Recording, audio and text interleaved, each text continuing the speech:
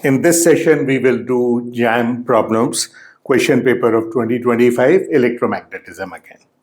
इसकी कुछ प्रॉब्लम्स ऐसी हैं जो हम पहले कर चुके हैं.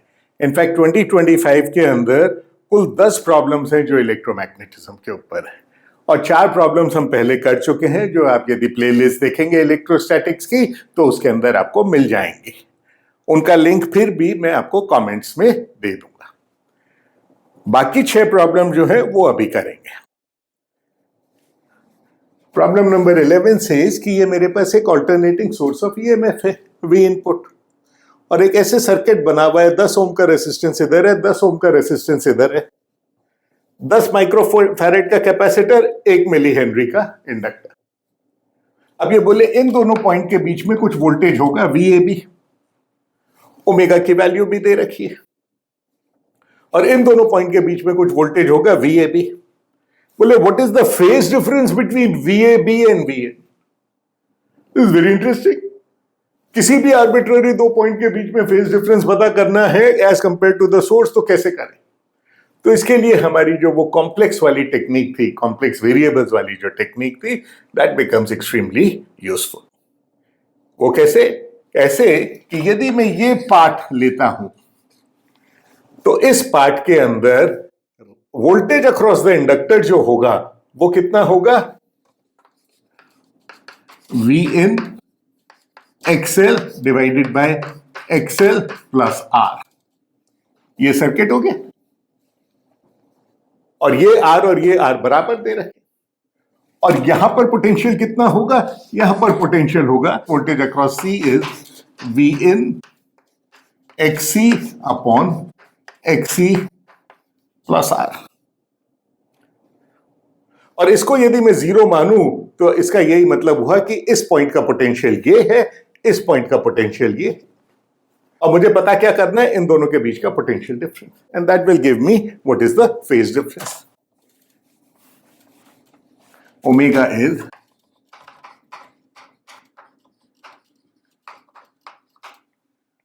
तो VL is V in, XL is iota omega L divided by iota omega L plus R. L कितना है? 1 millihenry. Therefore omega L is 10 to the power of 4 into 1 into 10 to the power of minus 3. So just 10. तो omega L हुआ 10 ओम, ये भी 10 ohm है, और 1 upon omega सी कितना होगा? 1 अपॉन ओमेगा सी की वैल्यू कितनी दे रखी है? 10 माइक्रोफैरेड. तो ये भी हुआ 10. So luckily omega L, 1 upon omega C, R सब 10 ओम है. तो ये क्वांटिटी हो गई V in 10 10 10 and I am left with iota upon 1 plus iota. What about VC? In fact, VL is also equal to VA and VB is VC. VB मतलब potential at this point is same as potential across the capacitor. XC is minus iota upon omega C divided by, now 1 upon omega C is 10, 1 upon omega C is 10, R is 10, तो वो सब तो चला गया. बाकी क्या बचा? V in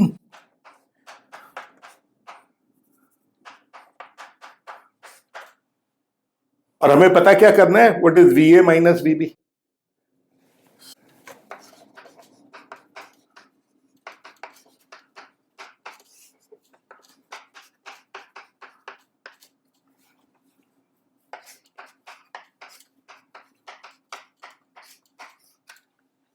तो इसको प्लस कर दूं और इसको 1 माइनस आयोटा, ये प्लस हो गया. तो this gives me V in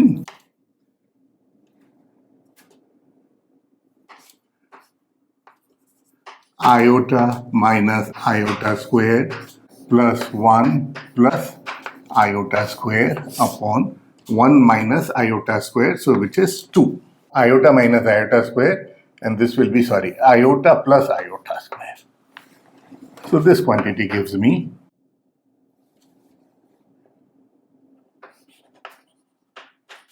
iota Vn, and this is Vn e to the power of iota pi by 2.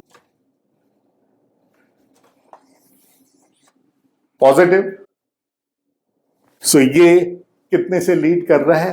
Plus pi by 2 से, प्लस 90 डिग्री से। अब कल्पना कीजिए इसी प्रॉब्लम को साइन कॉस में कोसाइन में करते तो कैसे करते? This is a very useful technique for any kind of LCR circuits. This problem number 22। Circular plates दे रखी हैं, पैरेलल प्लेट कैपेसिटर दे रखा है, एरिया ए दे रखा है, लेकिन रेडियस नहीं मालूम, इसलिए मैं रेडियस को कुछ मान लेता हूं और इसको कह देता हूं पाई आर स्क्वायर, विच मीन्स मुझे रेडियस मालूम चल गया इससे। इन दोनों के बीच की दूरी है डी, और ये कहता है वाइल चार्जिंग इधर एक इलेक्ट्रिक फील्ड है जो इन दोनों प्लेट्स के बीच में है, जो time dependent. Find B at the periphery of the capacitor, तो यहां बी कितना हो जाएगा? तो हमको मालूम है changing electric field produces magnetic field, and we know that integral b dot dl is equal to d phi by dt minus, और पेरिफेरी पे पता करना है तो मैं करूंगा b इंटू 2 पाई r, और चूंकि मैग्नीट्यूड की बात कर रहे हैं, डायरेक्शन की कोई चिंता नहीं है, इसलिए माइनस साइन की बात नहीं करें। और फ्लक्स कितना होगा? Flux passing through that is E0 sine omega T into area, और इसका डी करना है, तो this becomes omega A E0 cos omega T b divided by 2 pi r, wherefore r I can write as a upon pi, which means this becomes a. So this is the magnetic field at the periphery, which is also changing with time. But notice I goofed up here. यहाँ पर एक हमारे पास वो constants भी आते हैं, epsilon 0 mu 0, which means वो epsilon 0 mu 0 continue करेंगे, और वो epsilon 0 mu 0 यहाँ कंटिन्यू करेंगे, तो उसके लिए 1/c² और लिख देंगे। That is the only difference. वो E dot dl is equal to d magnetic flux by dt, उसमें कोई epsilon 0 mu 0 नहीं है। So my fault, sorry, but that is how we do it.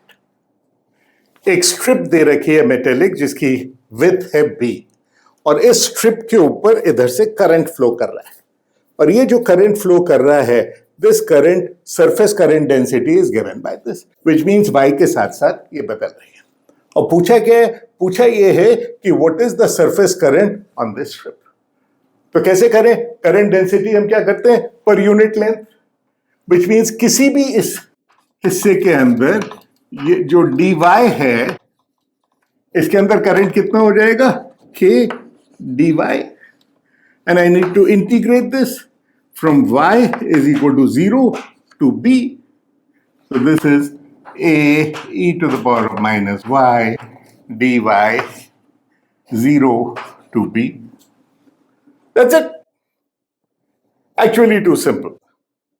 I think ये question शायद इसीलिए कि surface current density से the moment we hear surface हमको लगता है एरिया, तो उसकी वजह से कोई कंफ्यूजन नहीं हो। बट रिमेंबर जब हम करंट डेंसिटी की बात की थी तो हमने कहा था सरफेस करंट डेंसिटी मतलब पर यूनिट लेंथ हियर।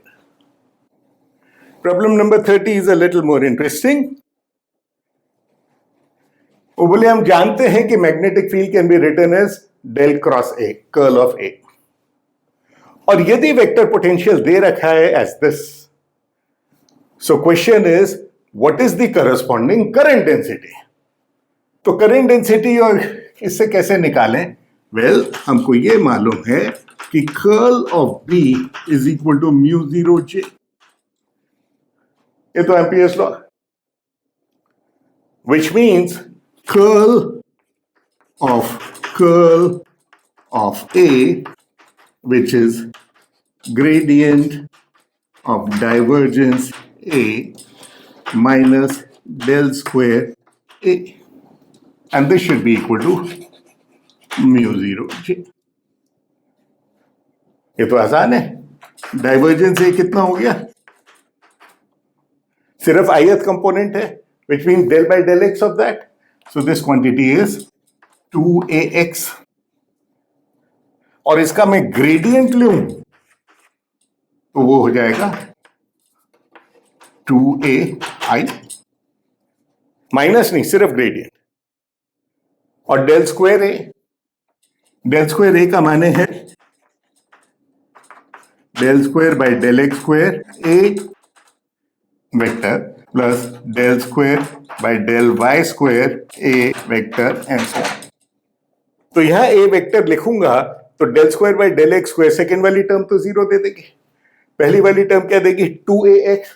फिर डिफरेंशिएट किया 2x, तो ये टर्म देती है मुझे 2ai. तो दिस विल बी 2ai. और ये टर्म क्या देगी? ये टर्म देगी, फिर इसको 2 बार डिफरेंशिएट किया, इसको डिफरेंशिएट किया, 0 आया.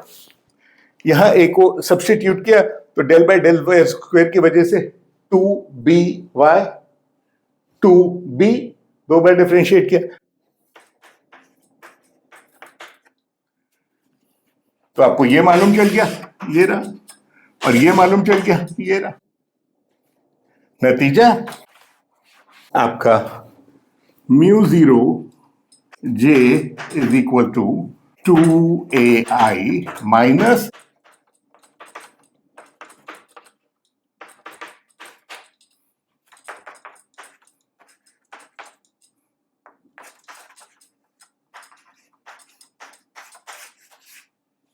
this is the current density. Simple. इसमें तो हिंट भी दे रखा है कि शुरू में कि बी को यदि ऐसे लिख दें तो अच्छा, ये ध्यान रखना पड़ेगा. If you know this then you can immediately solve this. This is a very simple problem. Number 37. ये दे रखा है कि लीनियर डाइलेक्ट्रिक है. लीनियर डाइलेक्ट्रिक के लिए इनमें से कौन से रिलेशन सही है? You know this is correct. Polarization is linearly proportional to the electric field. A proportionality constant A. Relative permittivity is equal to 1 plus susceptibility. So ratio of relative permittivity to this is 1 plus susceptibility. Displacement vector is epsilon 0 E plus P. Divergence D is this. This is wrong. क्यों? क्योंकि एक बार जब आपने D ले लिया तो D corresponds only to free charge. Bound charge का, polarisation का, सब कुछ का इफेक्ट इसके अंदर आ गया. तो इनमें से कौन सा सही है? ये सही है, ये सही है, ये सही है, ये ठीक. इसी तरह का प्रॉब्लम एक और क्वेश्चन पेपर में था.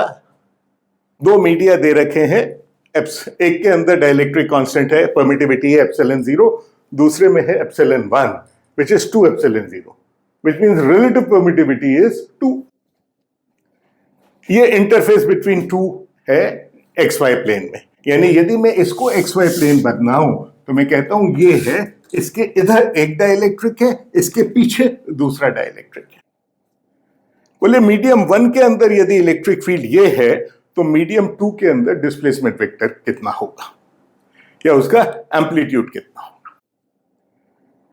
तो जो पैरेलल कंपोनेंट होता है, जो एक्स वाई प्लेन में इलेक्ट्रिक फील्ड है, वो तो कंटिन्यूअस होती है across the boundary, which means E2 जो है, E2 parallel component will be E2 minus 5J minus something something K. अब ये समथिंग समथिंग क्या है ये नहीं मालूम हमको, लेकिन हमको कुछ और मालूम है. वो क्या कि जो डिस्प्लेसमेंट वेक्टर का नॉर्मल कंपोनेंट होता है उसको कंटिन्यूअस होना जरूरी है. Which means epsilon 0 E1 is equal to epsilon 1 E2, which is twice epsilon 0 normal component, which means E2 normal is E1 normal बटा 2. तो नॉर्मल कंपोनेंट क्या है? ये वो कितना है? K. अब सेकंड वाले में नॉर्मल कंपोनेंट कितना हो जाएगा? Half of that, which means I should write that as तो ये तो हुआ E2।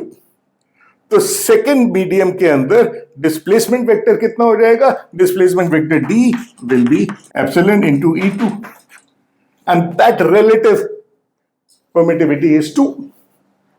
एप्सिलॉन 0 रहेगा ही रहेगा। तो ये क्वांटिटी हो गई आपकी 8I minus 10J minus K epsilon 0 को यहां रखो। ये हो गया आपका D दूसरे मीडियम में। अब आपको क्या करना है? आपको करना है इसका डिस्प्लेसमेंट निकालना है, डिस्प्लेसमेंट का एम्पलीट्यूड।